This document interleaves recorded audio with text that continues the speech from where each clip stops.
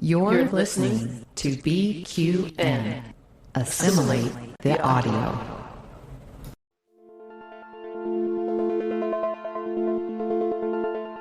Infinite diversity.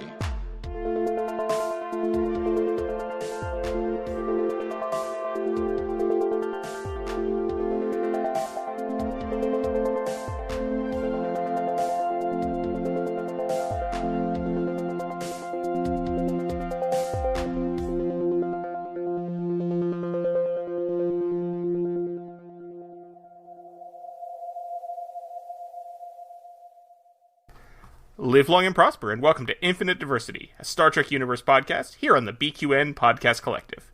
I'm your host for today, Thad, and joining me as always is my co-host, Chrissie. How are you today?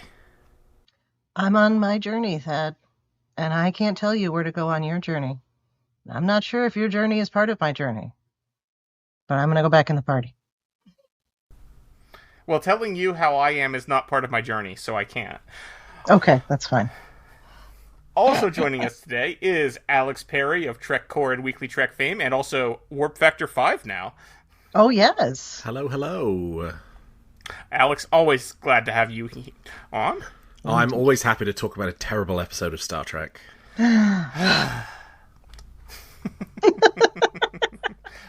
Hey, you guys knew how I felt about it coming in, We so did. you don't. We did. Yeah. And we'll have a infinite diversity of opinions. Yes. I'm sure we can find one redeeming quality for you. I'm sure there's at least one. Perhaps. Before we jump into our topic for the day, we'd like to take a moment to thank our Patreon patrons who make our show possible, particularly associate producers Carl Wonders and Christie De Clerck-Szilagyi. Listeners, you can hear your name listed as one of our associate producers for a monthly subscription of just $10. And your subscription of any amount at patreon.com/BQN keeps all of the shows on the network ad-free.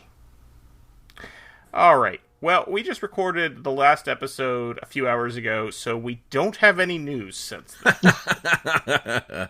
No news No dropped news. at 3 o'clock on a Saturday afternoon. Nope. Not this weekend. It did last weekend. True. Yeah. Although, not very much of it. No. Hey, a new season of the, stellar series Star Trek Scouts. Yep, a real thimble glass full of news for Star Trek this year. Well, yeah. Can't all be 2016. If you're listening to this the week it comes out, STOV will be over, but I can confidently say that it was great, even though it hasn't happened yet. Okay, so For the heat wave. Star Trek Strange New Worlds, Season 4, Episode 3, Human Best Friend. Alright, Alex, what'd you think of this week's episode? I hated it. I genuinely hated it. I've watched it several times, and I find almost nothing to be redeeming about this episode. It is, in my opinion, possibly, for me, certainly the worst episode of the Kurtzman era of Star Trek. Wow. It is deeply insulting to the crew of the Enterprise. It's an episode in which they're trying to do the Star Trek thing of doing a drunk crew. That's never worked before, and it's never going to work because just everybody being drunk is inherently irritating as a concept. And everybody is a Saturday Night Live version of their character in this episode. It's all for the jokes. It's not at all for, the reality of it. My version of there are ways to do Star Trek comedies that don't break the, underlying reality of the world in which the characters inhabit. This episode completely breaks the underlying reality of where the characters inhabit, and it's all because of the last 10 minutes. Sure, everything that happens on the planet you can just chalk up to them being affected by the gases, but the fact that when they go back to the Enterprise, it's all still about the, sketch comedy style humor, and not about the seriousness of the situation in which they find themselves in, is the most egregious example yet of Strange New Worlds, like, becoming so wrapped up in the idea of playing with a genre, in this case, The Hangover, that they forgot that they actually needed to make an episode of Star Trek in the process. And I hope that this is as bad as it gets in terms of them, like, creating something else that has a Star Trek skin on it. But Human Best Friend is terrible, in my opinion. Man, Alex, I really wish you hadn't sugarcoated that and pulled your punches so much.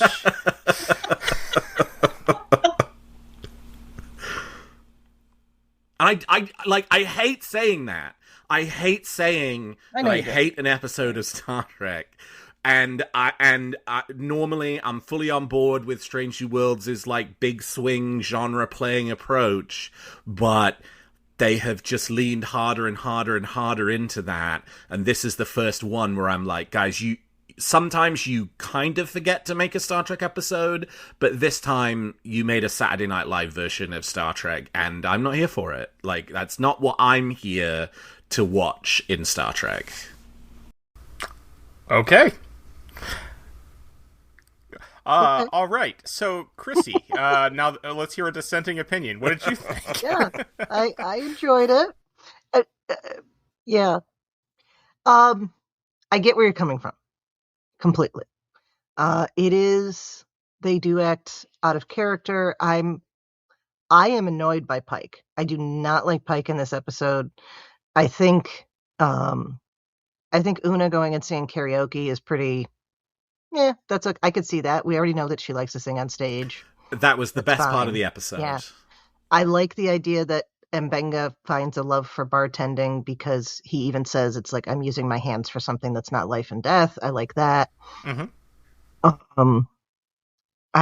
Dave Foley is always good. I haven't seen him in anything he's not good. I haven't seen everything he's done, so asterisk there. I'm sure there's something, but making his second Star Trek appearance, because he was Parth the Ferengi in Parth Ferengi's Heart Place. And I had forgotten about that, because I was all excited, like, yeah, another Kids in the Hall alum on Star Trek, and he'd already been. I'll talk about it as we go through. I thought overall it was needed after last episode. Last episode was so heavy. We needed something to lighten things up a bit. Yeah, I enjoyed it. I'll get into more specifics as we go. I loved it. I had so much fun watching this episode. It was a fun romp from start to finish for me. I do also agree that Pike was the worst part of the episode. Also, no ethical tattoo artist would ever work on an intoxicated person, so there shouldn't be any tattoo artists on this planet. Well, but yeah. I really enjoyed the episode. I could tell what they were doing with it, and it worked for me. I like seeing the Star Trek hangover. I was thinking, and it's been a long time, I probably haven't seen it since it came out, but it was striking me at parts because of the shuttle as very much Dude, Where's My Car? Sure. I've actually never seen that. Yeah. It's the hangover mixed with Dude's Where's My Car? Yeah. And it's got a touch of... I don't like Sean William Scott, so I don't think I've never seen it. I don't either. Because he plays the same character every time, and it's always Stifler, and he's always bad. Yeah, he's always the worst part of any movie he's in. Yeah. I had the misfortune of seeing what's the one with Tom Green from that era? Road Trip. I had the misfortune of just sitting and it was on the TV where I was, and I was like, oh my god, this was... I also don't like Tom terrible Green. Movie. I'm not a huge fan of his, but it was like between the two of them, it was like nails on a chalkboard. Anyway, that was not a great movie. That was not a good movie. Anyway, it was Dude, Where's My Car? What's the other one I was thinking of? Harold Kumar. Okay, yeah, I can see that. Yeah. I do really like the first Harold and Kumar movie. Yes. It's lined up against such genre classics as Harold and Kumar and Dude, Where's My Car? Yep. Well, I mean, they can't all be. Dude, Where's My Car was huge when it came out. It was. But yes. Yeah. Like, I think Harold and Kumar, I think, was always sort of a cult movie, but Dude, Where's My Car? Like, that was everywhere when it came out. Mm-hmm. Mm-hmm. Not that Again, I never had any desire to see it, but it was really big at the time. Gosh, what year did that come out? It was directly geared at my cohort, I swear. It was early 2000s. 2000 exactly, so yeah. Anyway, yeah, so maybe that doesn't speak well of it, but it reminded me of those things. Dad! Yeah. The first thing I thought of was The Hangover, which I remember really enjoying when it came out. I do not know if it has aged well, but I do remember enjoying it when it came out. I saw it in the theater with some friends. I was in my early 20s, so I was the target audience, I think. Mm-hmm. And I've only seen that once, and it was around probably when it hit TV afterwards. And I don't remember liking that one I don't remember liking that one terribly well. Like, I got why people liked it, but yeah. But no, I really enjoyed this. I thought this was fun. I really want Scotty's shirt. Yeah. Was a pretty bitchin' shirt. I am expecting... But, because Paramount is Paramount, they're probably never going to make it. Yeah. It's probably an off-the-shelf thing. No, it has a Mugatu on it. Oh, does it? Oh, I wasn't paying that close attention. Oh, yeah, I didn't notice that either. I was thinking it was off the shelf. Okay. It's like a regular Hawaiian shirt, but there's also like a Mugatu on it, so... There's a couple companies that do Trek style. They'll do something. You know, I bet you... Yeah. Next year you'll see them at STLV. You won't this year, because... That would be amazing if somebody was cosplaying something from this episode at STLV. That has happened before, because... The puppets... Yeah, there were people cosplaying the puppets on the cruise this year. There were people that were cosplaying Spock Amok last year, and that episode hadn't even come out yet. Yeah. Well, my favorite thing about this episode in STLV is that Dave Foley is a guest at STLV next Thursday, and that's he's at STLV, which takes place towards the end of next week. Yeah, no, that is very serendipitous. That comes out, yeah, especially because I'm sure Creation had no idea. Almost certainly. Yeah. See, that's the thing. You know, like the episode or not, I think Dave Foley played his character well. Because it was exactly as foolish, but a little bit dangerous as I think he was supposed to be. I hope his panel isn't on Wednesday. I hope his panel is after the episode is out. I thought he played the character well, but for me it was just like another Saturday Night Live character in this world that's supposed to be real. Like nothing about the character says to me, this is a man who can capably manage a resort. Everything about the character said to me, this is a character whose purpose is to deliver jokes in this moment and serve this particular purpose for the story. And, like, that to me is the fundamental difference between comedy writing in the style of The Hangover, Harold and Kumar, and Dudes, Where's My Car, and making a funny episode of Star Trek. And, you know, what's really interesting about it is this episode was written by Catherine Lin, who wrote my favorite episode of Strange New Worlds, which is Those Old Scientists. Mm-hmm. I didn't catch that. Okay. Yeah. And, like, I mean, there is a decent amount of sort of shared DNA between the two episodes, and one I love and sits at the top, and one I hate and sits at the bottom. And for me, it's that, like, connection to reality, right? Like, this is what an episode of Lower Decks, if it was live action, would be. Yeah. But the animation... Yeah, no, I was thinking that while watching it. Yeah, that's true. I hadn't thought animation, about that, like, gives you a lot of freedom and flexibility to, at least me anyway, to accept unreality, right? Like, when I watch an episode of Lower Decks, I'm like, well, it's not like everything even though this is within this fictional universe that to its characters is real, because it's animated, I can just sort of accept more, like, extremes of up and down for, or more absurdities. Yeah. But when you put it in live action, like, to me, the world doesn't have to feel real to me. It has to feel real to the characters.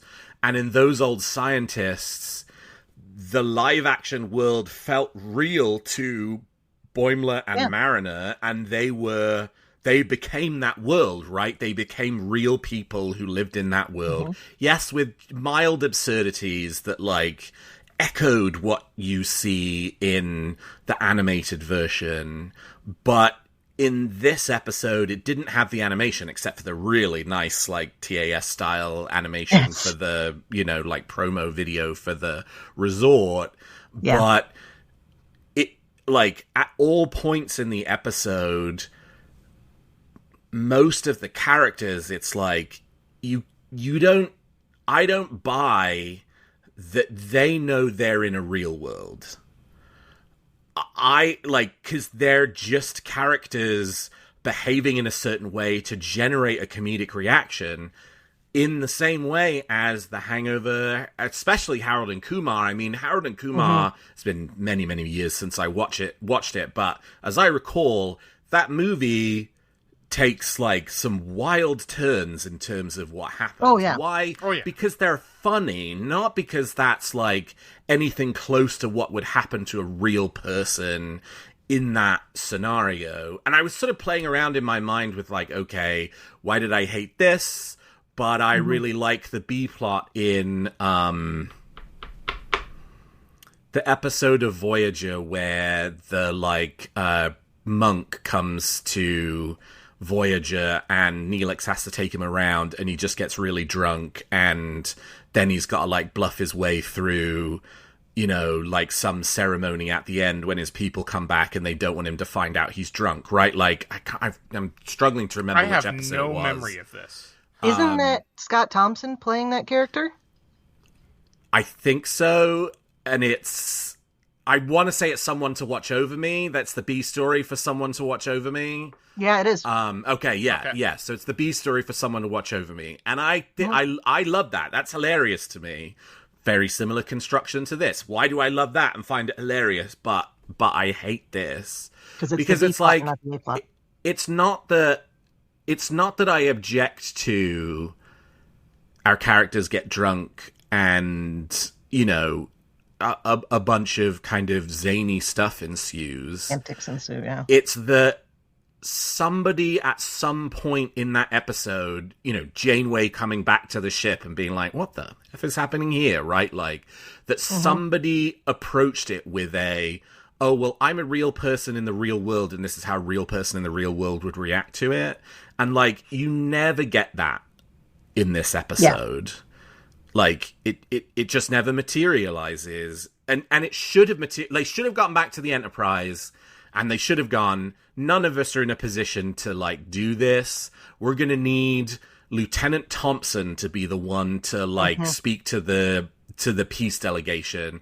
And then I totally would have bought it. You still could have had Lieutenant Thompson bluff his way through because he hasn't prepared like Captain Pike has, and he doesn't know what's going on, and like... And like, that would be super believable to me, but the fact that Pike's, like, reading it off of tattoos on his fingers, and then... Yeah, that was dumb. Yeah, that and then was dumb, I agree. They just, like, they sort of...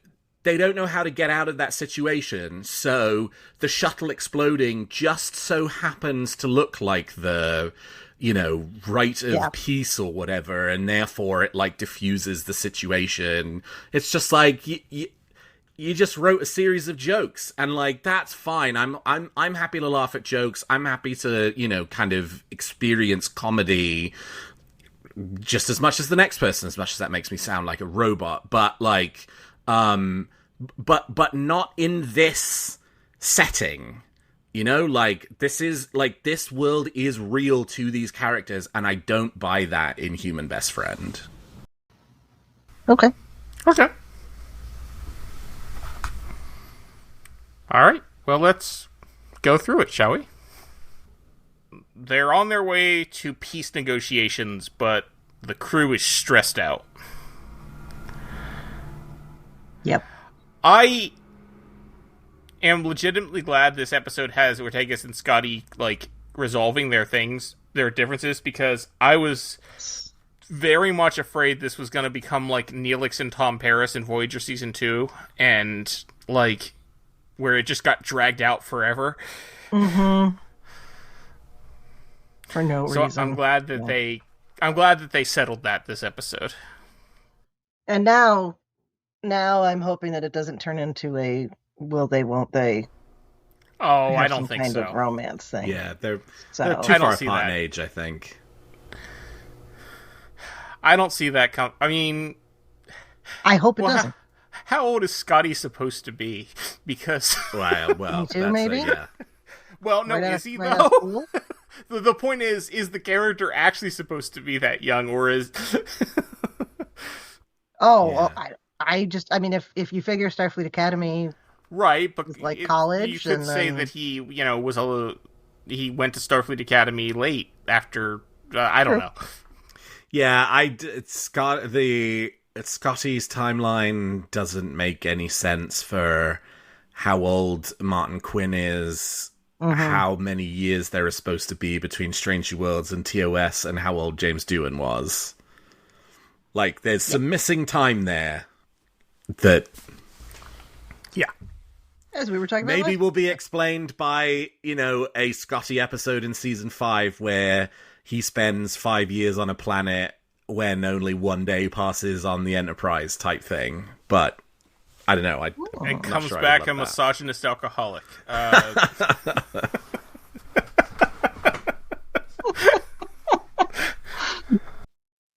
Yeah, we were actually talking about this in last week's episode, Alex, where we can't fully reconcile Martin Quinn to James Doohan. No. You just gotta Like- go with it. Because the character is just so different. Yeah. In the same way that you can't reconcile the Enterprise with the Enterprise. Yeah. You just sort of, you just gotta... I mean, and maybe they will do something to sort of, bring the character more in line, but I don't... I'm fine with them not doing that, but yeah, I mean, they made a set of choices, and those choices are what they are. Yeah. Well, it's by contrast. For instance, I can it feels like Paul Wesley is becoming more Shatner each time, and I can see Ethan Peck's transformation towards Leonard Nimoy. Yeah, I think that's fair. yeah. So we'll give it time. Yeah. So, I mean, we really can't do anything else anyway. So, We're just watching the show. We don't get to choose. Yeah, right. Plus, they've already made the show, so They have, in know, fact, it's- already Also- made Yeah. the show. Also the true. decisions have been made.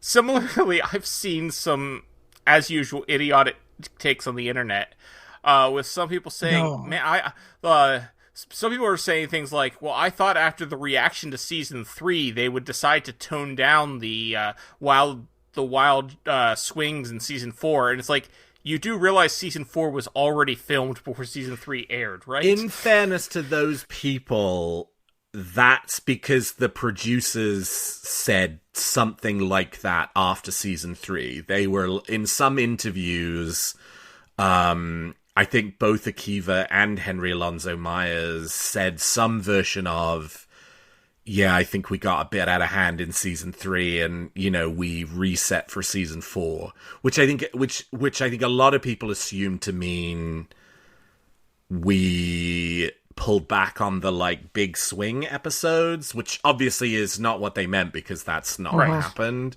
I think what they were trying to say is we made better versions of the big swing episodes than we felt like we made at the end of season 3, but I didn't agree with that criticism at the end of season 3. I liked season 3. Yeah.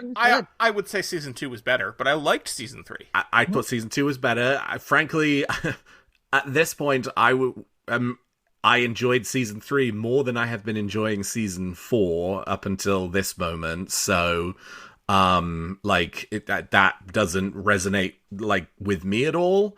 But I don't fully blame people for sort of having that expectation, because I think the producers did kind of stoke that a little bit. Okay, fair enough. Okay. So that was one of the less idiotic takes about Strange New Worlds. I've still seen plenty of idiotic ones, there's still 1,000 more. But we complained about that last week. We don't have to keep complaining about it, at least at the moment. Until I see something truly egregious that I want to bitch about, and then I will. And I'm sure we will. Doing this early, we will have missed some idiotic takes, but that's okay. Yeah, that's the thing. That is a fair point. I do like to be able to talk about some of the reaction, because there's also people who will always point out things that I missed. Oh yeah, even if it's just the stuff that Jörg Hillebrand is going to post, that'll show all the tiny little details. We missed that for this one, so I missed the TrekCore review with the little with all the little references to everything that's happened in the show. Yep. Well, Jörg kind of made that sort of pointless. So if you want all of that stuff, you can find it over at Jörg Hildebrand's social media channels. He is really good at it. Yes. he is. Oh, he's the undisputed master. Excuse me. I miss reading the idiotic comments on TrekCore under the reviews. Well, those are still there. There's still plenty of those. Well, yeah, I just can't see them for this episode yet. Yes.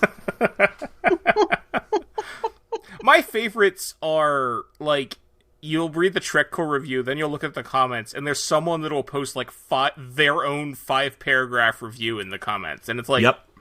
What? I see you, Eric Chung. I love you, man. Your reviews every week are a thing that I scroll past. Sorry, I'm in a bitchy mood today. All right. It's the episode. Blame the episode. All right, so we're going to take shore leave right before this diplomatic negotiation, which also feels like a bad idea in general. Even if they hadn't moved it up, that feels not like a good idea. The people that are involved in the diplomatic thing should be, prepping for that rather than getting drunk on a planet. If people need a break, give them an extra shift off. Yeah. In the couple of weeks prior or something like that. And then afterward, and you give them something to look forward to, and then you slog your way through whatever the thing is. Yeah. So we go to this planet with Dave Foley. And you know what? The more I'm thinking about this is a character he did, or it is akin to a character he did on Kids in the Hall. Because the voice is the same, and I could not tell you what, because obviously it wasn't an alien running a resort planet, but the voice is one he's used for characters before. And well, that's not escaping Alex's SNL allegations then. No, it's not at all. Not at Correct. all. Yep. Although Kids in the Hall, I have to say, is better than modern SNL. It was equal to the SNL of its time. Ever saw Kids in the Hall, actually. I'm aware of what it is, but I don't think I've ever seen it. Have you seen it, Alex? No, actually, I haven't. Do you like sketch comedy to start with? Because maybe that's a... No, I do. I just... okay. Yeah, I just never get around to it. It's... Put your hands... The reboot they did a couple years ago is not as good. I mean, it's good, but it's not as good. But put your hands on the original 5 seasons, and oh my God, I mean... There's some stuff in there that's just absolutely beautiful. There's some stuff in there that is absolutely terrible. And there's stuff in there that is absolutely terrible that is beautifully done. Anyway. So I like that they found a way to reuse the Mugatu suit. I mean, that's... Yeah. Yeah. Yeah, that's a fair point. I'm sure it's the same Mugatu suit. We got some tribbles crawling around. I was worried always about those enjoy the tribbles tribbles. with that food just sitting out like that. The watermelon with all the knives in it. Like, how does this not become a tribble, just nothing but tribbles? Yeah, right. Maybe they go back and it's just a room full of tribbles. Yeah. Maybe the intoxicant has an automatic birth control in it. That would be smart across the board. That would be smart across the board. Yeah, there's so many liability issues with the concept of the planet with the intoxicating atmosphere. Like, yeah. Like Alex said, it's not realistic. No, it's not, because unless you have this, like, it's only intoxicating to people who don't grow up in it. Because otherwise, like, who's running the place? Yeah, and Dave Foley doesn't seem intoxicated. Yeah, I don't think so. He seems overly happy. Yeah. But in a, like, scary clown way. Yeah, I think you just have to suspend your disbelief. And yeah, I think I was just treating it like a Lower Decks episode. Yeah, now that you guys have said that, I think, because it didn't even occur to me that it was like a Lower Decks episode, but it is. Yeah. All right, so which is fine. I love Lower Decks. Oh, yeah. Love Lower Decks, but it's just like, I don't know, there's doesn't work. Something about animated versus live action and how far my brain will go in terms of, accepting some of this stuff. Yeah. Yeah. All right, so the intoxicating atmosphere, and it's a tech-free zone. They're not allowed to bring any of their tech with her, but Uhura is going to sneak her tricorder. The tricorder that they spend a full, 6 or 7 minutes hunting for and then immediately break. Destroy. Yeah. Yeah. Which really just makes you feel like you're investing a ton of valuable time in this episode. Mm-hmm. And, like, the tech involved in running that place, I get they want to make it tech-free for the guests, whatever. Running the place, and then having a plant that is a computer. And I'm not entirely sure that it wasn't just a computer and that we were supposed to see that as Spock hallucinating everything as plants. Because Ortegas and Scotty also saw it as a plant. Okay. Yeah, that was wildly dumb. Like, I mean, it was a funny joke, like him mind melding with a plant, but I laughed at photosynthetic technology too. Yeah, I mean. Yes. I have been reflecting on this recently. Kurtzman era Star Trek has gotten its real science a lot better than old Star Trek. Like, having Aaron McDonald and Mohammed Noor and, as the sort of science advisors for Star Trek, has really helped them kind of get their, real science up. But they really have, lost the old kind of technobabble kind of skill. You don't get, when you get characters talking about engineering stuff or talking about science stuff, you either get real engineering or real science, which is all very well done, or you get, pretty not great, fictional stuff. The fictional technology and fictional science has sort of fallen away. I was thinking about this in the context of the season premiere, where they basically just describe it as an interstellar squall, which is just it's a storm that travels between the stars, whereas in Voyager that would be a neutronic wavefront. There's just a certain music to 90s Star Trek technobabble that's just been completely lost at this point in the Kurtzman era. And I think it's a shame, because it's as much as people ragged on it and how much the shows were relying on it to get themselves out of the writing corners they'd written themselves into, it is part of the sort of cultural tapestry of Star Trek, and it's sad that it's gone now. I hadn't thought about that. I hadn't really thought about that either, but I think, now that you say it, I think... Yeah. What's the last truly just, humming, sentence or line of dialogue that was just like pure nonsense Star Trek technobabble. It just doesn't exist anymore. Yeah.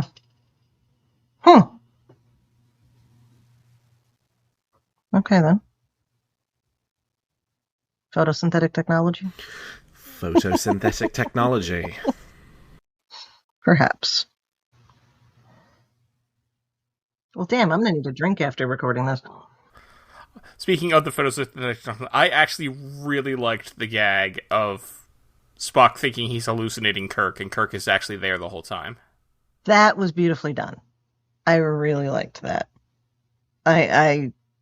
Yeah, I mean, I know. I can see in Alex's face. He's like, eh. I'm glad you guys loved it.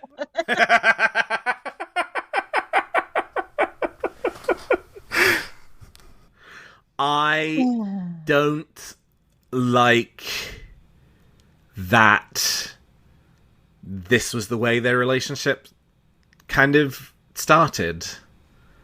That one character believed that the other was a hallucination.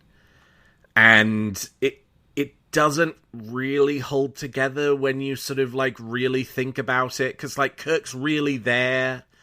I mean, I guess he's also drunk, too. He's also drunk, yeah. So, but, like... And you can tell that, like, when you first see him, the first thing he says is, should we order fries? It's all lead up to the joke of, I'm actually real. And it's just like... Just thought of a wonderful, terrible analogy. It's a one-night stand that leads to a functional marriage. Yeah, I mean, kind of. Yeah, okay. Oh. All right. Yeah. So, Dave Foley shows up and tells Ortegas and Scotty that he has an important message for Pike and can't find him, so he gives it to them. And they go off on a quest. Mm-hmm. Yep, because we needed something to send the characters off on a quest to go visit all the other characters, even though the explanation for why that happens is stupid.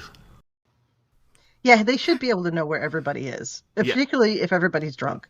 But it's sort of presented as like, I do know where he is, but I felt like it was better for you if you did it, and it's like, I don't know, actually, dude. I think a Priority 1 transmission from a Federation starship probably shouldn't be part of your, I agree that was dumb, but I could see the character doing that.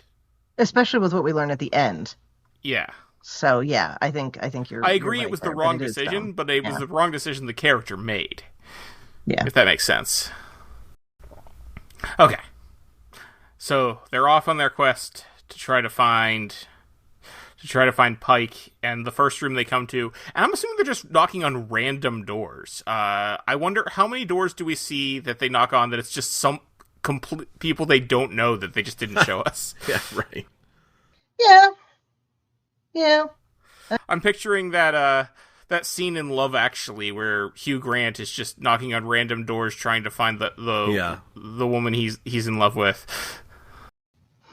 Another good comparison.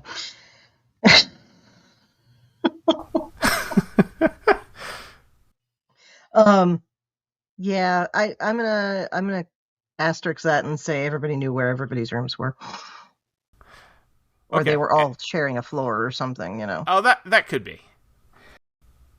All right, and so they come to Spock, and Spock's like, as you can see, I am very, very intoxicated, and they're like, really? I do like the idea of Spock thinking that he's drunk when he's acting normal. Yes. Because he does feel drunk. It's obvious to him. And he is in fact seeing drunk. People as plants. Yeah. So yeah. So putting the straight man in that position of being less straight. Mm-hmm. That sounds not the way I intended it to, but you know what I mean, in a comedic sense. That's just, again, that's a classic kind of trope, so I take it for what it's worth there, but I think it is, you know, it's no Brent Spiner, prick me do I not bleak, but, you know, it's not bad.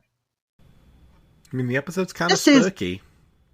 This is the Naked Now Oh, yeah.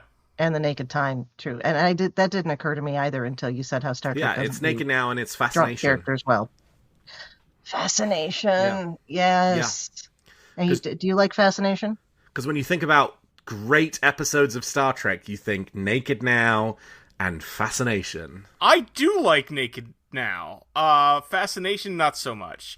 I take it, Chrissie, you do like Fascination. I saw Fascination at a point in my life when I was just about hitting puberty, I think, and I thought it was just absolutely adorable. And, Alexander Siddig looks beautiful in it, so, what's not to love? I mean, when does Alexander Siddig not look beautiful? Yeah, but, he looks more beautiful. I don't know. I totally get where it's not a great episode. It's not. But, it's a guilty pleasure. All right, fair enough. I mean, I would watch Fascination before I watched The Muse. Or no, it's Muse. Which one is The Muse and which one's Muse? You're right, the one Muse with is the Deep Space Nine episode. Yes. Muse is the Voyager episode. Yeah. Yeah. Okay. I would watch Fascination before I watched The Muse. The one with the thing that's sucking the life force out of Jake, yeah. Yeah, that one. Ugh. Yeah. But no, I like The Naked Now. I mean, it's not as good as The Naked Time, obviously. No. But, or I think Naked Time, there's no the in either of them. But anyway, I like Naked Now. I like Drunk Wesley saving the day. First time he saves the day. Yeah. I mean, Data gets laid. What's not to like? All three episodes share the challenge that, one, it's hard to act drunk unless you are drunk. Mm-hmm. And across all three episodes, the actors kind of struggle with portraying inebriation in an authentic way. And number two, drunk people are irritating when you're sober. And this is true. Unless you're true. Watching this episode also drunk, you're the sober person at a party of drunk people, and that sucks. Like, at least The Hangover was The Hangover. They weren't drunk anymore, right? Like, so the characters were off doing their thing, but like this episode kind of hangs on they're all drunk all the time. Yeah. Except Ortegas. Yeah. We only see her drunk in the the aftermath when they say the video they left for themselves. So.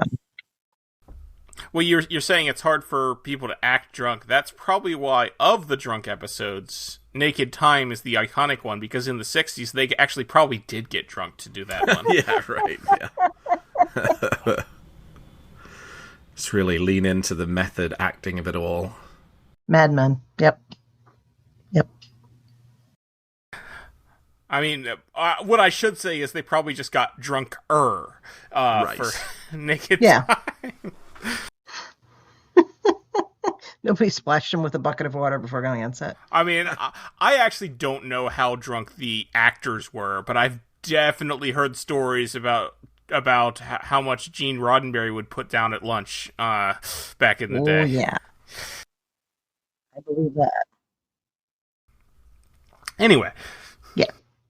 So Spock's trying to figure out why he's seeing Kirk, and I love the analysis there, and I love the and again, there are little character beats in this that are true to character. Spock is lonely. Spock has always been a lonely character, and I think that comes into it. So, yeah. And then Ortega's fought a dragon, or at least he heard her shouting about fighting a dragon. Yes.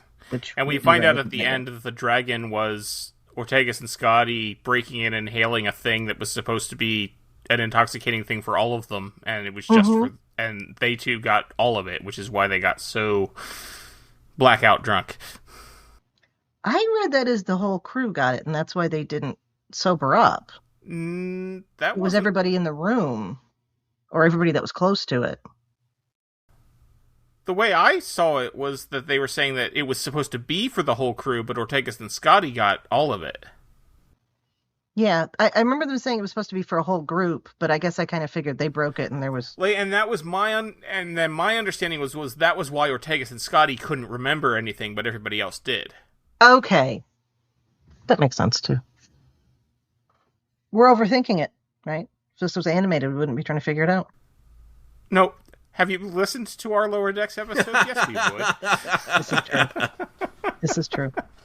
I was trying to throw Alex a bone there. So, yeah. I like Uhura's party. Mm-hmm. I have said... And then she's not letting either of them in. No. And I understand why. Yeah. Again, this is an Uhura I can see 30 years from, 25 years from now doing a sand fan dance just for shits and giggles, Hello, to distract boys. the baddies. So, which I could not see before. So. See, I just saw Celia Rose Gooding. I feel like they wrote, having been at a couple of conventions, they wrote Uhura as Celia Rose Gooding, and Celia Rose Gooding just leaned into being Celia Rose Gooding. To me, the performance doesn't feel super connected to the Uhura character. I love that you felt that. That's great. I wish I felt that too. But as I was watching it, I was just nothing about this feels like Uhura. This just feels like the person I've seen on stage at conventions. Well, some of us haven't seen her on stage at conventions, so... Which is probably... I'm not... Yes, you have. She was at... I have, yeah. Chicago. But she wasn't like that. So... Sure. I'm just saying, technically, you have seen her on stage at a convention. Okay, excuse me. Some of us have only seen her once in a more controlled setting, I guess. Some viewers have not seen. That's true. I'm with Alex. It did feel more but I also can absolutely see this Uhura becoming the Nichelle Nichols Uhura. Yeah. Not necessarily party Uhura, but the way Celia Rose Gooding is playing. Yes, I can see the character overall in Strange New Worlds connecting to the character in the original series much more than I can see the Scotty character in Strange New Worlds connecting to the Scotty character in the original series. Yeah, we were saying last week that it almost feels like Martin Quinn is trying to be the Simon Pegg version of Scotty. Mm-hmm. Yeah, I buy that. Mm-hmm. And I'm kind of okay with that. It works. Yeah. I liked Simon Pegg's Scotty. I thought it was good, so. Yeah, no, I did too. You're from the future. Do they have sandwiches there?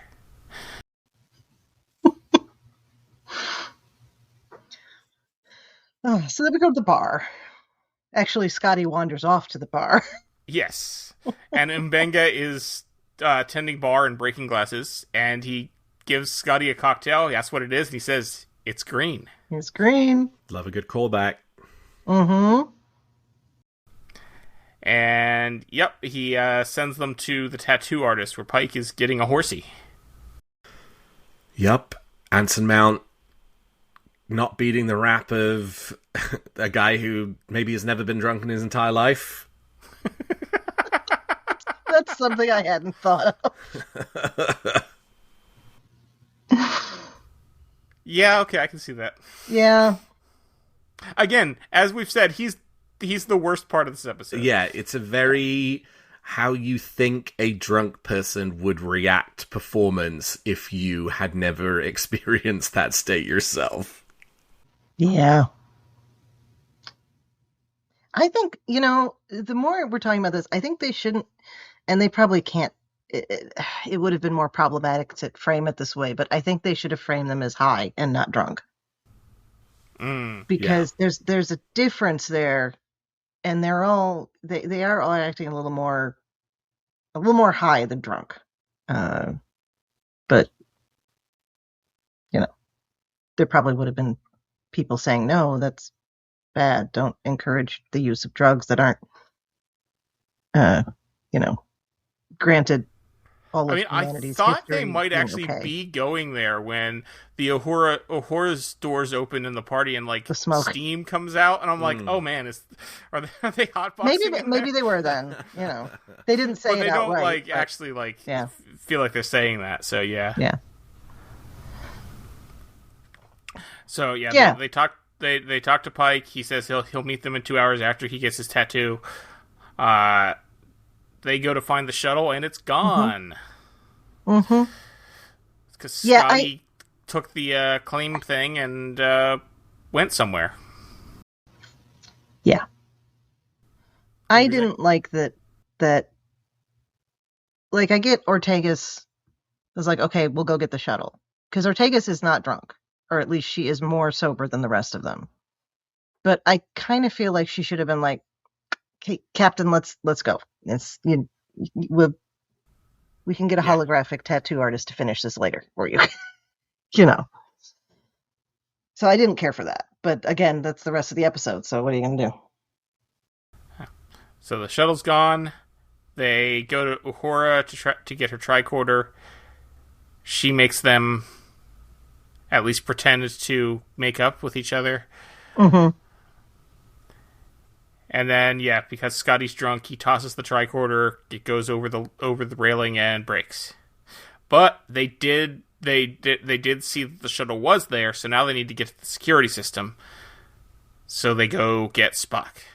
Here's a place where world building, or creating reality here. It's supposed to be a tech-free zone. It would have been better if they had some kind of like hotel security come by and take it from them. Mm-hmm. Mm. That would have been more. Also, I feel like there would be like the help desk or wherever. They're like, we lost our shuttle. Can you find it for us? Mm-hmm.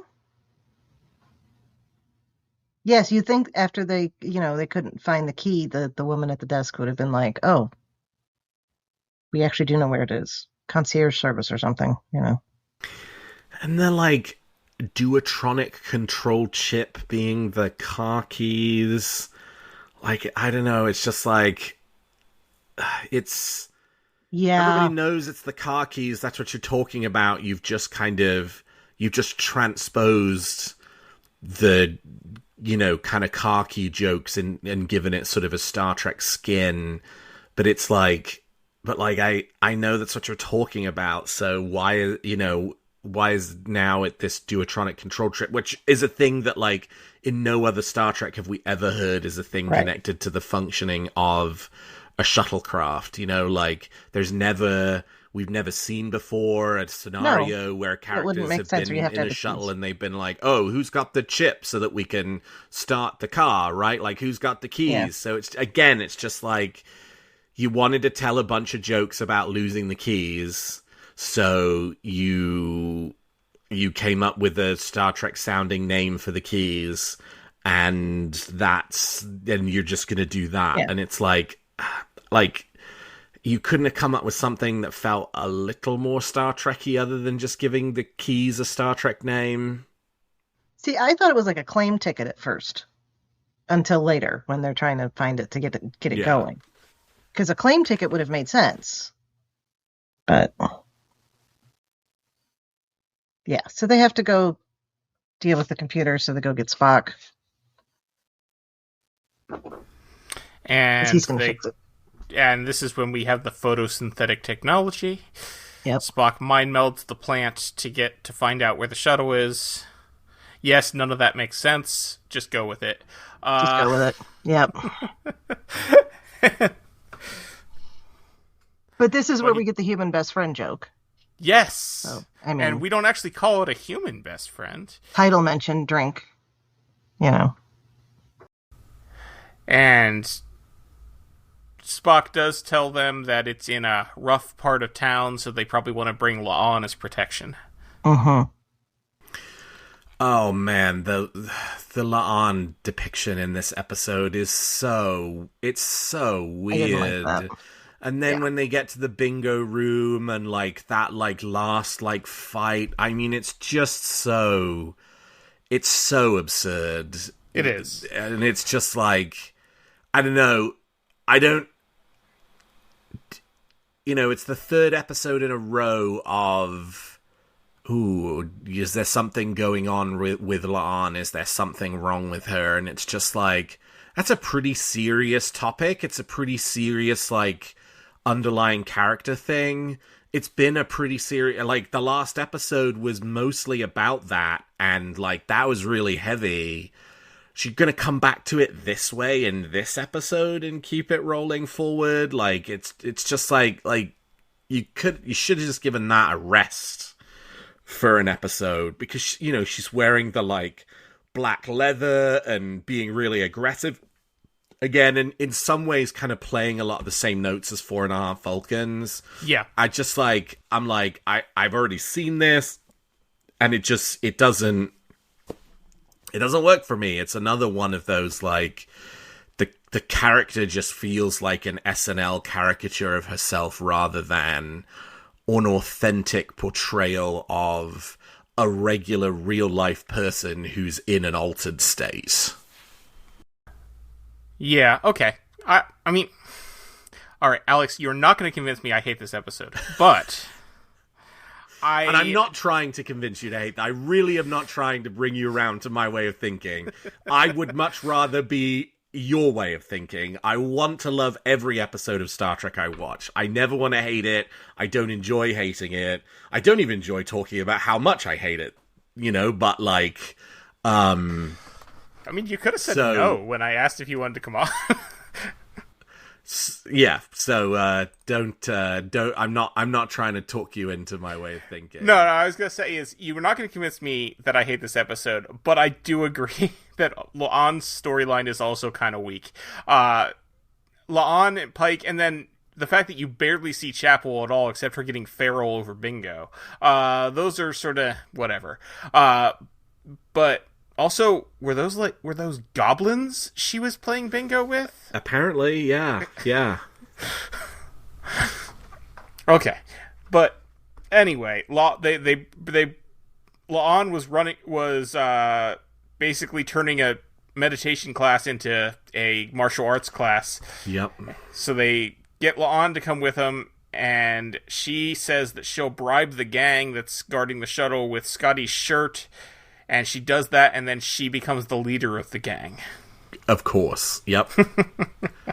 Makes all the sense in the world. I'm following very closely. So yeah, they get to the top of a building behind a billboard where the shuttle is hidden, and they ask the shuttle to find the key, and it turns out it's been in La'an's cast the whole time. Which Ortegas's cast. That's what I meant to say, yes. They find out it's been in Ortegas's cast the whole time. There's nothing wrong with her arm, she just has a key in her cast. Yep. I liked that. I thought that... I thought it was, it's the standard thing with this sort of story. Yes. But just as they're about to start the shuttle, they get kidnapped and wake up tied to chairs in a room with hoods over their head. I laughed at Scotty saying that they stole my eyeballs.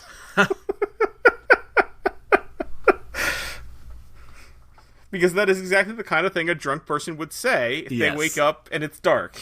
Yes, that did feel true to life.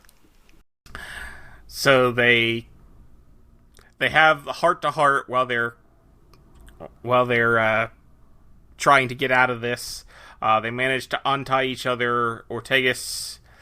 Scotty says that he often accepts blame for things that weren't his fault because he had 6 brothers growing up, and Ortegas talks about how she used to blame her brother for things she did.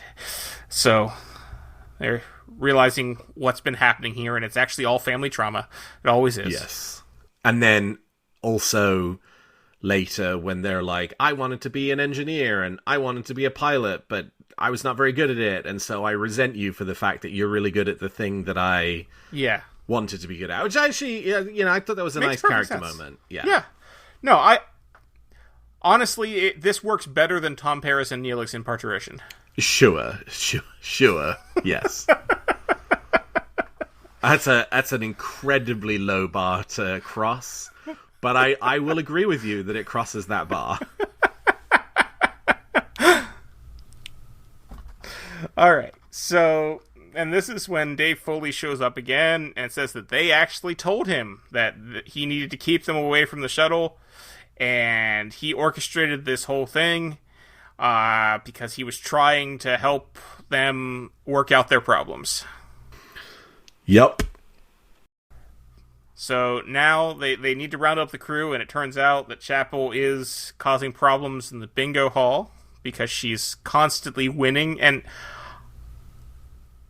I don't think this is how bingo works. Like, yeah.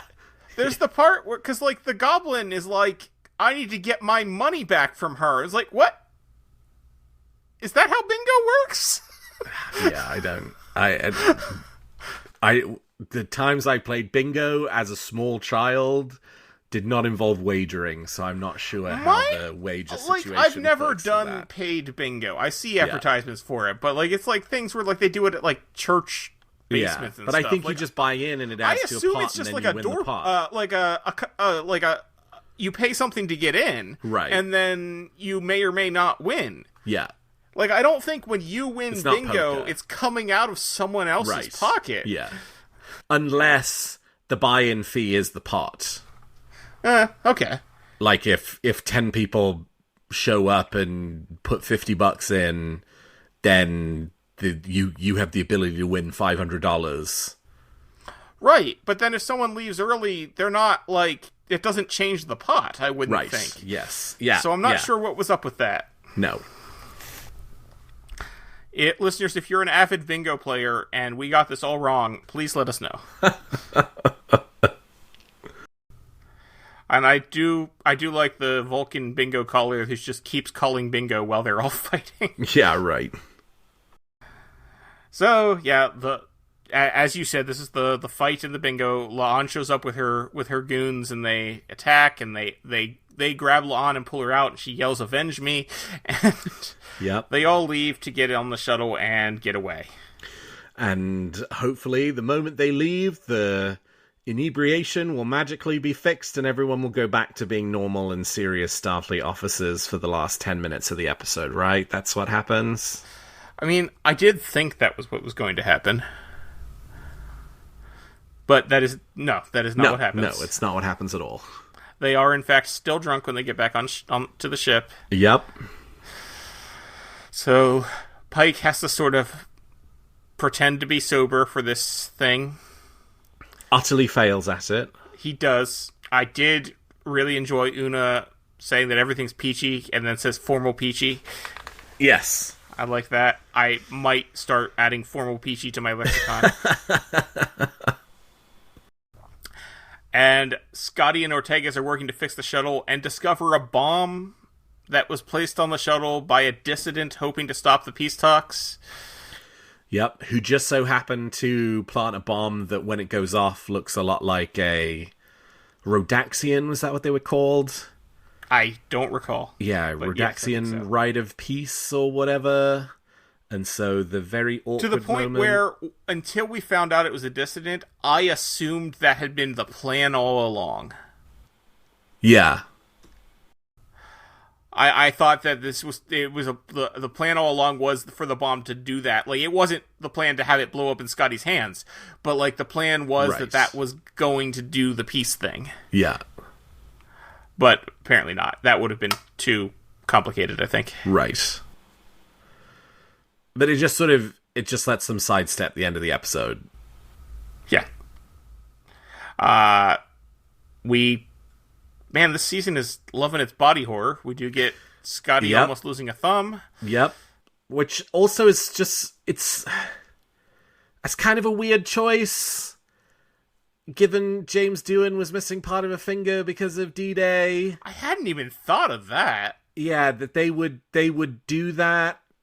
And it's like, I don't know, I've been trying to think about this. Like, it's a weird choice to do it. Any other character, it's not a weird choice. It's just I don't a throwaway think it's joke. a reference to that. It can't be, but because at the same it would be time, the middle it's finger like, if it was, for one. Right. Yeah, if it was, would you have then just done the finger? But then, is that the kind of thing you should be joking about? Because, like, I mean, the guy lost it in D-Day, of all things. Like, actual D-Day. Yeah. Like, that's not really, like, a thing that, like... I think there's only, like, 2 shots in the entirety of TOS where you even see it. Yeah, even 70 years later, like... I have So, no, I do not feel think like the you thumb joke has about any that. direct relation to James Doohan's fingers. But it I don't know, it's just... It's a coincidental choice that comes off as really weird by virtue of the fact that, you know, there was this thing about Jimmy Doohan. Whenever this comes up, I like to mention in Jimmy Doohan's autobiography, which I read many years ago, he titles the chapter about D-Day, he titles it Giving Hitler the Finger. And that is an excellent title. He had a sense of humor about it, I guess. Mm-hmm. Yeah. Good for him. I have talked to Jay more than I, but have talked to veterans that were at D-Day or similarly intense situations, and they have some really terrible jokes about it in the right context. And I mean, of course they do. I get it, but James Doohan might have seen that and went, "That's funny," you know. Yeah, so, perhaps. Maybe. I don't know. Mostly what I remember from that autobiography was that chapter, the fact that there's a chapter about the first time he has sex, and I never read his. There was another chapter about the fact that he and his wife had marital problems because he refused to wear condoms. Man, I'm going to find this. I've been missing out. Let's go find Jimmy Doohan's autobiography. Good Lord. I missed. Like, to the point where his father-in-law, like, sat him down and was asking him, why won't you wear a condom? Beam me up, Scotty. Well, there is a Prime paperback version available for $141.99. It's been out of print a long time. Yeah. Let's have a look at the used copies and see. I bought it in a used bookstore in like any the early better 2000s. on $142. It does look like there are some other ones here. Let's have a look. I'm sure it's available through Interlibrary Loan. Yeah, I stopped reading the Trek. I read Star Trek Memories, and I read Movie Memories, and then I read Takei's memoir, and I don't think I read any more after that because Takei's memoir was how I found out about the Japanese internment, and I think as a child I was just like, this isn't Star Trek. Yeah, you can get a used one on Amazon for $7.52, Alex. I am getting a very good condition one for $13.93. Yeah. There you go. And it was... by the way, it is, in fact, James Doohan with Peter David. It's not even ghostwritten by Peter David. It's like straight up on the cover. James Doohan with Peter David. No wonder. Okay. I mean, that's Peter David writing right there. I mean... Yep. He picked the parts of Jimmy Doohan's life that he wanted to write about. Yeah, probably. That's interesting. I can't remember. I know Jimmy Doohan had a child with a later wife, because that child was quite young when he died. But did he have any children with that wife?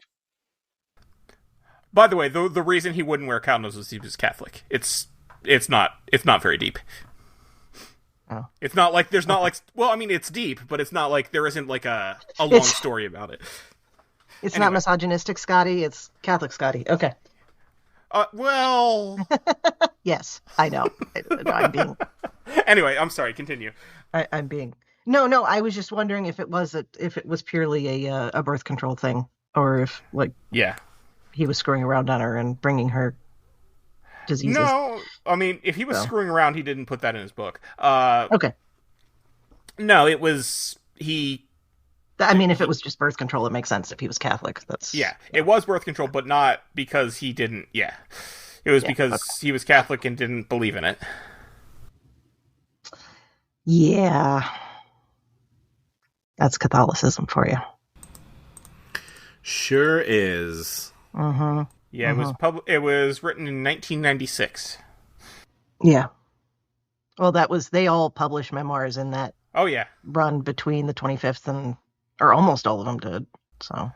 I've read I Am Spock. I never read I Am Not Spock, but I did read I Am Spock, which I enjoyed. And I read Shatner's Star Trek memories, and I've read Shatner's written like 6 or 7 autobiographies at this point. I've read a few of them, actually. Yeah, the guy just will not stop writing books. Or paying people to write books for him. I'm not sure. Yes. That's the more accurate. Yeah. And yeah, To the Stars, the George Takei one. Did Walter Koenig write one? Yes, he did. Yes. And I think I don't remember the name, but yes, he did. Kelly wrote one, didn't he? Or maybe he was the one that didn't. Yes, no, from Sawdust to Star Trek or something like that. Yes. Yeah. Oh yeah, it's recommended on because I'm looking at the Scotty one.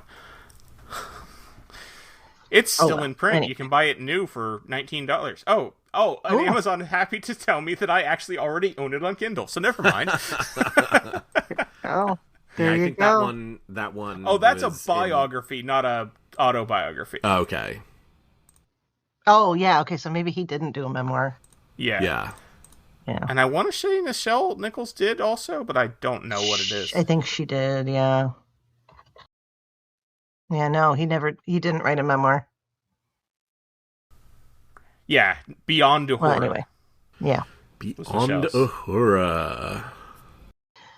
So, I really liked that Ortegas and Scotty kind of found their common ground.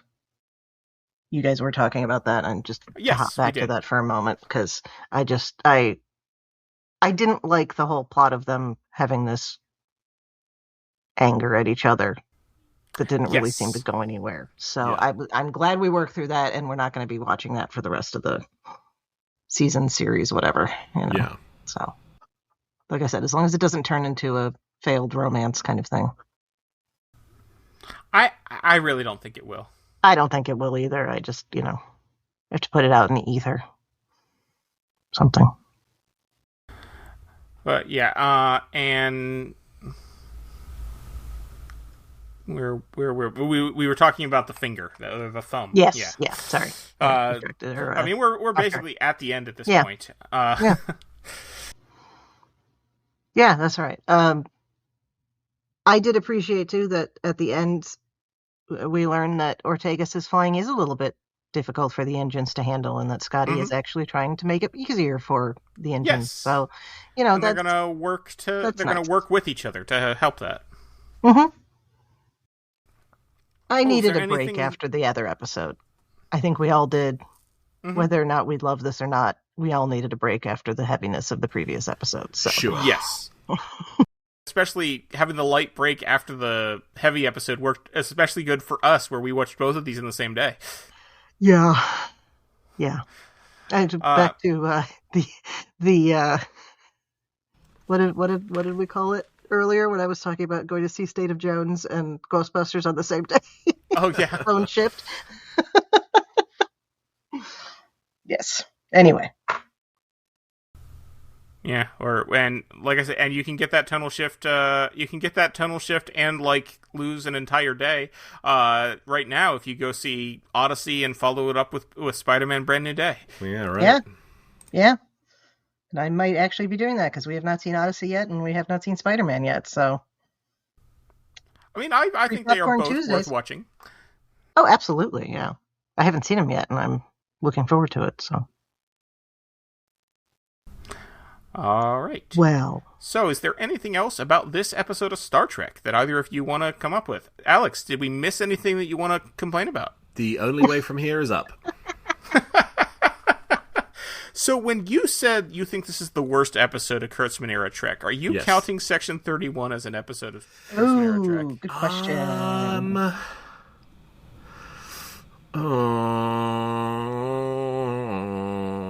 It's a close run thing. Wow. Okay. All right. So, Alex, thank you so much for joining us today. I promise the next time we have you on, it'll be for something you like. Where can our listeners find you online? What current and upcoming work can you mention? You can find me on Blue Sky and Threads at Alex T. Perry. You can find me on X at Alexander T. Perry. And I have 2 Star Trek podcasts, Weekly Trek, which is a Star Trek news podcast, and Warp Factor 5, a Star Trek rewatch podcast, in which we rate and review the next 5 episodes of Star Trek in in-universe chronological order. And as of today, we are, we're 4 episodes into the show, so we're in Enterprise Season 1. Cool. Yeah, I enjoyed the recent episode with Sam Nelson. That was a good one. Thank you. Yeah, I got it. Those are queued up. I haven't had a chance to listen yet. Discussing, amongst others, the Ferengi episode of Enterprise Acquisition. It's a good episode. Which I love, by the way. I love Acquisition. It is a good episode. I remember, although I do remember Trek BBS going berserk about it back in the day. Yeah. That and the Borg episode. Mm-hmm. Which is all. Regeneration is an amazing episode. It's even better than Acquisition. Oh, Regeneration is one of the best episodes of Enterprise. Yeah, I agree. All right. Alex had me on for Warp Factor 5 for none of the best episodes of Enterprise. I would just like to note, I offered you a very nice run of 5 episodes that you were not able to make, so then you got the next option, which was a terrible run of 5 episodes.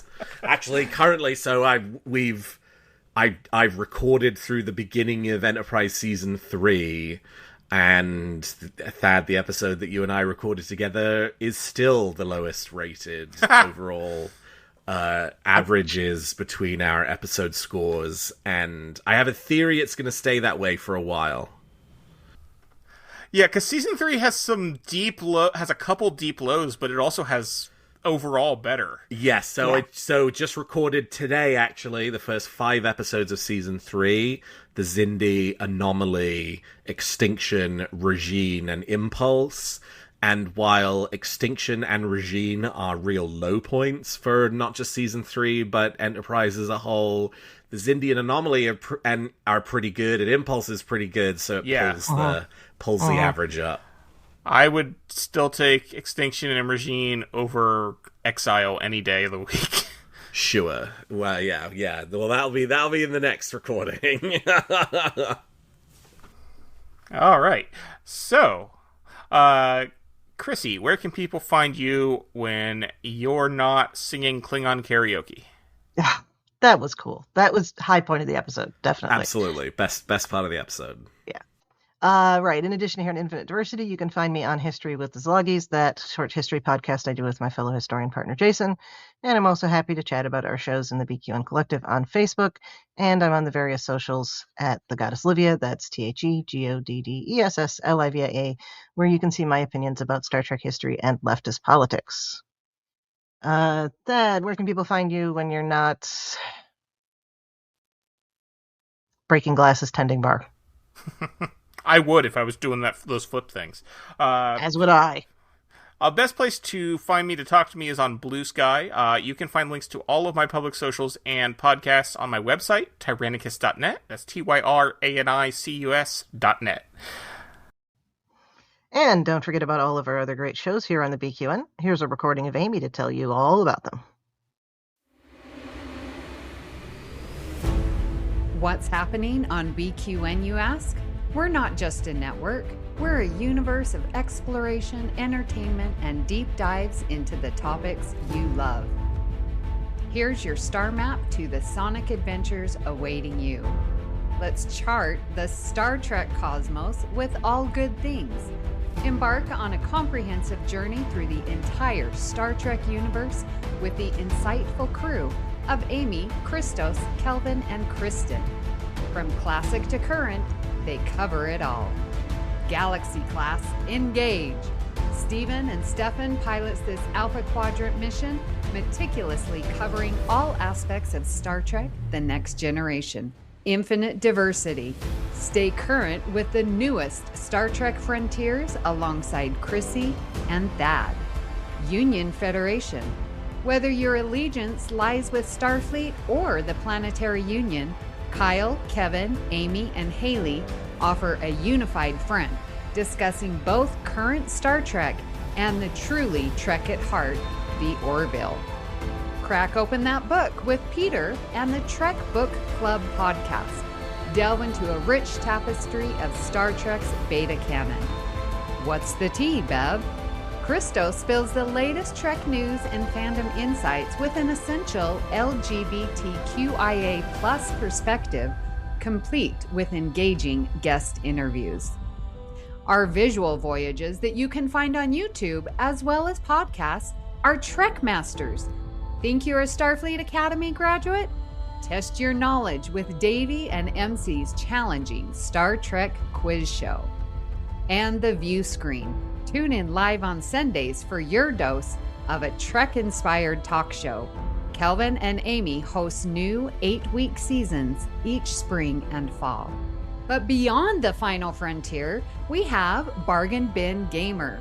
Davey and Mitch, your self-proclaimed gamer guides, lead you to digital treasures, unearthing and reviewing the most affordable video game gems. Cinema Z. Grab your metaphorical popcorn for Mark and Matt's cinematic deep dives, unearthing overlooked films that demand your attention. History with the Szilagys. In order to never repeat it, tune in as Chrissie and Jason deliver bite-sized snippets of historical events from around the globe and transformational journeys. Host Lex Rosa explores what it means to embrace authenticity in the face of societal expectations. You can unlock deeper levels of engagement with our exclusive patron perks. The Hive Mind is where you can join our random script readings, live reaction shows, and roundtable discussions. You can also now watch All Good Things as an extended video edit and get a background look into the creation of a podcast. Also, check out our back catalog of It's Green and Amy's Math Moments. Stay connected to our ever-expanding galaxy of content by following BQN Podcasts on Instagram, Blue Sky, YouTube, and Discord. We appreciate you choosing BQN to fill your auditory needs. Thank you for listening. Assimilate the audio. Thank you very much for tuning in to Infinite Diversity. Thank you to Zach Tripp for the wonderful theme music and Mark White for the awesome show art. Please subscribe in your favorite podcast player and don't forget to rate and review us there as well. And if you'd like to reach out, you can find the network on the socials at BQN Podcasts or our show specifically at IDIC Podcast. You can also talk about any and all of our BQN podcasts in the Facebook group, the BQN Collective, and on our Discord server. When you next hear from us, we'll be talking about the next episode of Strange New Worlds, A Case of Chiaroscuro, which I'm sure I just mispronounced. Until then, we bid you peace and long life. Chiaroscuro, I think. I missed an R. Okay, that's all right.